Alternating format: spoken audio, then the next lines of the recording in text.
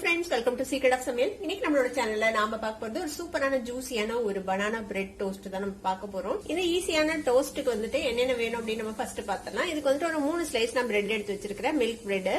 நீங்க மில்க் பிரெட்டுக்கு பதிலா எந்த பிரெட் வேணா யூஸ் பண்ணிக்கலாம். உங்களுக்கு என்ன பிடிக்குமோ அது.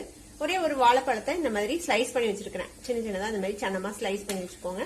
கொஞ்சமா தேன் எடுத்து வச்சிருக்கிறேன். பால் தேவையான அளவுக்கு. இப்போ ஒரு பிரெட் மேல இந்த வாழைப்பழத்தை வந்துட்டு நம்ம அடுக்கிக்கலாம். ஃபர்ஸ்ட் இந்த மாதிரி வரிசையா அடுக்கிக்கோங்க.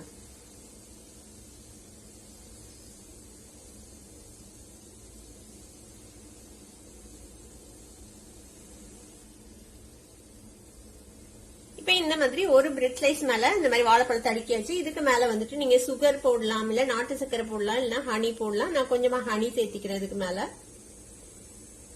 இப்போ ஹனி வந்துட்டு இது மேல ஊத்தியாச்சு. இப்ப இதுக்கு மேல இன்னொரு பிரெட் ஸ்லைஸ் வச்சுக்கோங்க. இதுக்கு மேலே அதே மாதிரி நம்ம வாழைப்பழத்தை அடுக்கிக்கலாம்.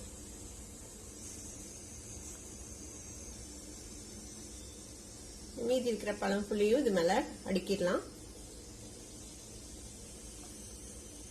இதுக்கு மேலையும் நம்ம வந்துட்டு கொஞ்சமா தேன் ஊத்திக்கலாம். இன்னொரு பிரெட் ஸ்லைஸ் வச்சு இதை வந்துட்டு க்ளோஸ் பண்ணிடுங்க. ஒரு பேன் அடுப்புல வச்சுக்கோங்க. இதுல வந்துட்டு கொஞ்சமா பட்டர் சேர்த்திக்கலாம். ஒரு டேபிள் ஸ்பூன் அளவுக்கு பட்டர். பட்டர் நெய் எது வேணா சேர்த்திக்கலாம். இந்த பட்டர் மெல்ட் ஆகும்போது இந்த நம்ம வாழைப்பழம் வச்சு ஸ்டஃப் பண்ணி வச்சிருக்கோம்ல, இந்த பிரெட்டை தூக்கி இதுல வச்சிடலாம். இதை வச்சுட்டு இந்த மாதிரி நல்லா பிரஸ் பண்ணி கொடுங்க. ஃப்ளேம் வந்து மீடியம்ல இருக்கட்டும். ஒரு நிமிஷம் கழிச்சு அடுத்த சைடு டர்ன் பண்ணி போடுங்க. கொஞ்சம் கோல்டன் கலர் வரட்டும் ரெண்டு சைடும். இப்ப பாத்தீங்கன்னா தெரியும் கொஞ்சம் டோஸ்ட் ஆயிருச்சு. இந்த ஸ்டேஜ்ல நம்ம எடுத்து வச்சிருக்கிற பால், இது வந்து காய்ச்சி ஆறின பால். இந்த பாலை வந்துட்டு கொஞ்சம் கொஞ்சமா இது மேல விட்டுக்கலாம்.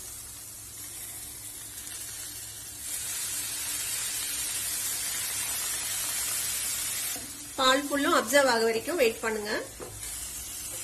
தேவைப்பட்டா இன்னும் கொஞ்சம் பட்டர் கூட நீங்க சேர்த்திக்கலாம்.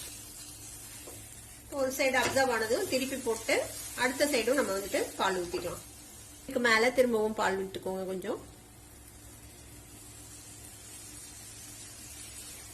இந்த பாலும் நல்லா அப்சர்வ் ஆகட்டும். இது சாப்பிடறதுக்கு கிட்டத்தட்ட ஒரு பனானா கேக் மாதிரி இருக்கும். குழந்தைங்களும் நல்லா விரும்பி சாப்பிடுவாங்க. இன்னும் கொஞ்சம் பால் ஊத்திக்கலாம்.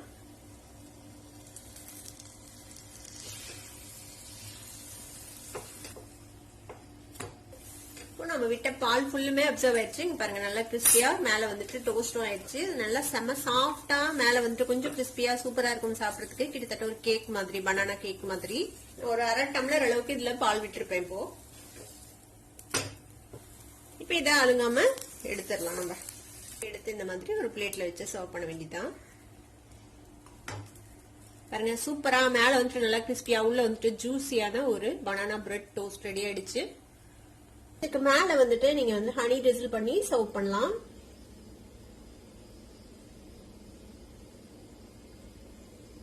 கண்டிப்பா குழந்தைங்களுக்கு ரொம்ப ரொம்ப பிடிக்கும். ஸ்கூல் விட்டு வந்தாங்கன்னா இந்த மாதிரி கொடுத்து பாருங்க, ரொம்பவே விரும்பி சாப்பிடுவாங்க. கண்டிப்பா ட்ரை பண்ணி பாருங்க. ட்ரை பண்ணி பார்த்துட்டு எப்படி இருந்தது அப்படின்னு கமெண்ட்ஸ்ல ஃபீட்பேக் கொடுங்க. இந்த வீடியோ உங்களுக்கு பிடிச்சிருந்தா சப்ஸ்கிரைப் பண்ணுங்க. பக்கத்துல இருக்கிற பெல் ஐகானை கிளிக் பண்ணுங்க. அப்பதான் ஃபியூச்சர் நோட்டிபிகேஷன்ஸ் உங்களுக்கு உடனே வந்து சேரும். லைக் பண்ணுங்க, ஷேர் பண்ணுங்க. தேங்க்யூ ஃபார் வாட்சிங் திஸ் வீடியோ. Bye by.